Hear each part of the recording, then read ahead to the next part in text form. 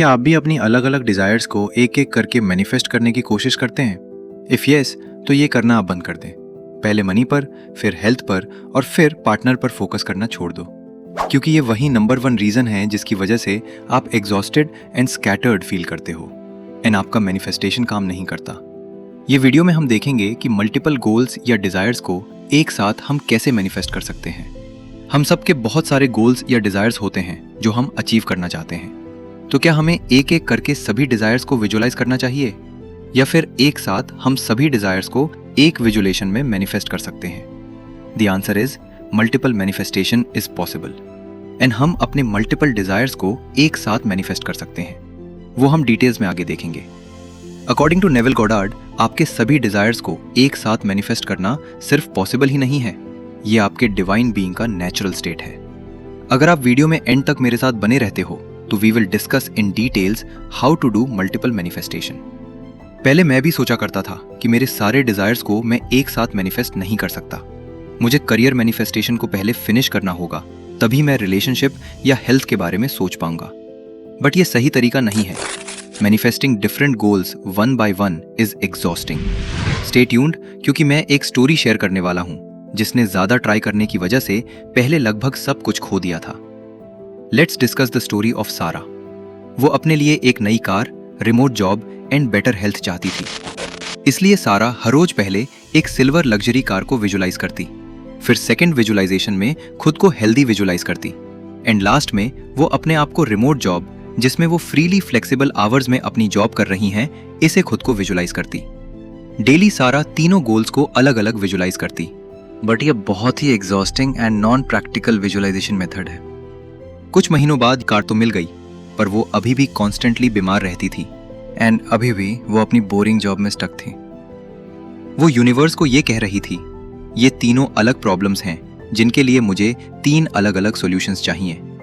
Neville Goddard ने सिखाया कि सबकॉन्शियस को एक सिंगल यूनिफाइड कमांड की जरूरत होती है। सारा का ब्रेक थ्रू तब आया जब उसने अलग अलग रिक्वेस्ट्स बनाना बंद किया और एक कंपोजिट सीन क्रिएट किया। जब सारा को कंपोजिट सीन के बारे में मालूम हुआ तो उसने 10 से 15 सेकंड का एक कंपोजिट सीन क्रिएट किया। सारा ने विजुलाइज किया कि वो अपने घर से हैप्पी मूड में अपनी सिल्वर कलर कार में बैठ के अपने डॉक्टर को मिलने जा रही हैं। डॉक्टर ने सारा को स्माइल देते हुए वेलकम किया and with happy mood doctor ने सारा को कॉन्ग्रेचुलेट करके कहा, आपकी रिपोर्ट्स आ चुकी हैं and now you are completely fine and healthy. ये सुनकर सारा बहुत हैप्पी फील करती हैं एंड यूनिवर्स को थैंक यू बोल के वापस से अपनी सिल्वर कार में बैठ के एक बीच पे जाती हैं एंड वहां आराम से अपना लैपटॉप ओपन करके वो अपनी रिमोट जॉब स्टार्ट कर रही हैं। बीच को एंजॉय करते हुए सारा अपनी जॉब कर रही हैं and she is very happy and satisfied. तो आपने देखा कि सारा ने अपनी तीनों डिजायर्स को एक सीन के अंदर विजुलाइज कर लिया।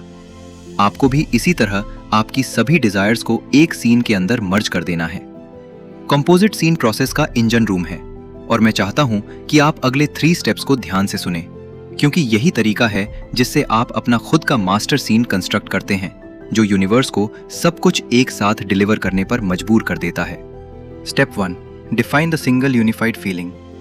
Your subconscious mind, as Neville Goddard famously said, response to feelings, not words or empty pictures. यहाँ पर ही ज्यादातर लोग फेल हो जाते हैं। वो स्टफ को विजुलाइज करने की कोशिश करते हैं पर मैनिफेस्टेशन की सोल को भूल जाते हैं, जो इमोशंस एंड फीलिंग्स हैं। आपको अपनी आंखें बंद करके विजुलाइजेशन करने से पहले ही आपको उस सिंगल ओवरआर्चिंग इमोशन को आइडेंटिफाई करना होगा जो आपके सारे डिजायर्स को एनकम्पस करती है। इसका मतलब है कि खुद से पूछो, अगर मेरे पास इस वक्त perfect income, ideal partner and perfect health होती तो मेरा डोमिनेंट मूड क्या होता? अगर आपने जो चाहा वो अचीव कर लिया है तो आप हाई एनर्जी एक्साइटेड नहीं होते, आप एकदम रिलैक्स्ड होते, बिल्कुल silent mind and completely relaxed. ये वो डीप फीलिंग एंड इमोशन है जो हमें कुछ भी मैनिफेस्ट करने से पहले चाहिए। ये एक सेंस ऑफ डीप सर्टेनिटी है, या जिसे नेविल ने इट इज फिनिश्ड स्टेट कहा है। ये सिंगल फीलिंग आपके सीन के लिए फ्यूल है।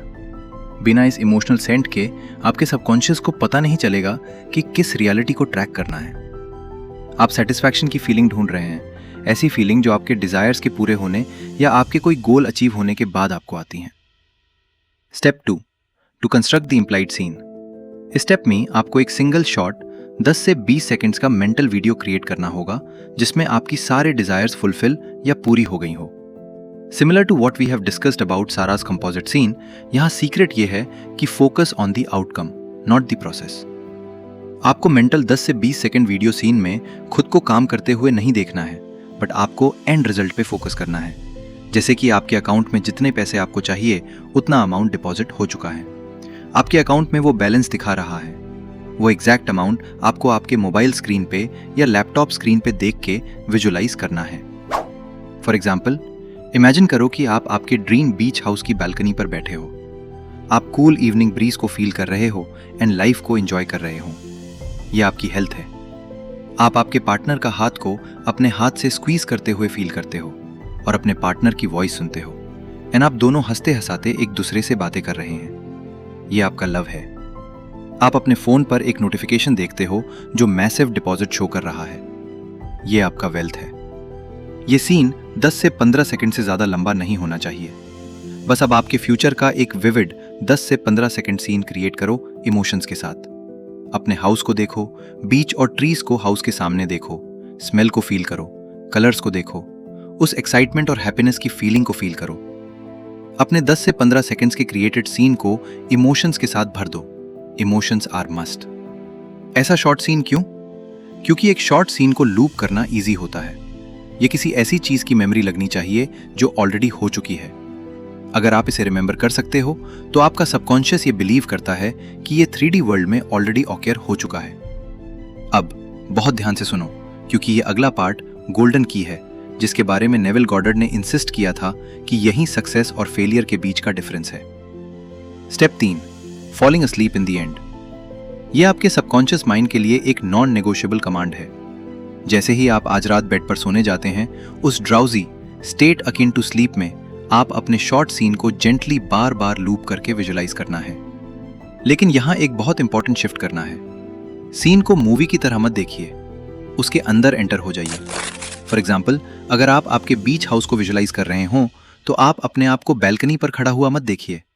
अपनी ही आंखों से बैल्कनी को देखिए, रेलिंग को देखिए, दूर से आती समंदर की आवाज सुनिए, सॉल्ट एयर की स्मेल फील कीजिए। नेविल इसे कहते थे the Tons of reality. Chair की टेक्सचर फील कीजिए, पार्टनर की लाफ्टर का एग्जैक्ट टोन सुनिए।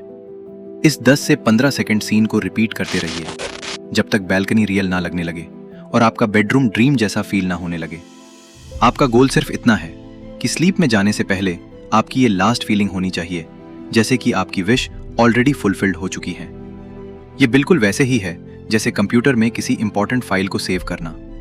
इसे करने से इंस्ट्रक्शंस परमानेंटली सबकॉन्शियस में लॉक हो जाती हैं। लेकिन रुकिए, सबसे बड़ा ट्रैप अभी बाकी है।